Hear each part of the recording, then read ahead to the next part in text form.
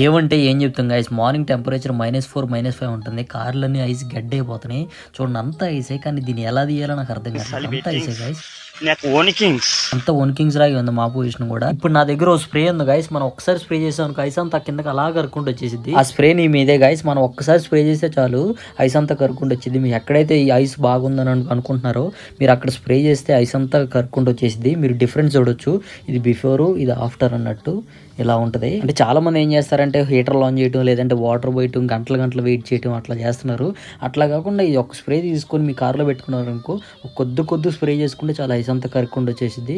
Just 3 pounds ఇలా ఉంటుంది guys. Morning జాబ్స్కి వెళ్ళే వాళ్ళకి చాలా యూస్ఫుల్ అయ్యింది గైస్, ఎందుకంటే చాలా మంది లేట్కి వెళ్తున్నారు. అక్కడ మేనేజర్ అడగటం ఎందుకు లేట్కి వచ్చావు, ఆడికి మళ్ళీ 100 రీజన్స్ చెప్పడం అన్నీ అవసరం లేదు. ఒకసారి ఈ స్ప్రే కొనుక్కొని మీ కార్లో పెట్టుకుంటే 3 pounds అయిపోద్ది. తర్వాత ఫ్యూచర్లో చాలా యూస్ఫుల్ అయింది. కొనుక్కొని పెట్టుకోండి, లింక్ కూడా పెడుతున్నాను చూడండి.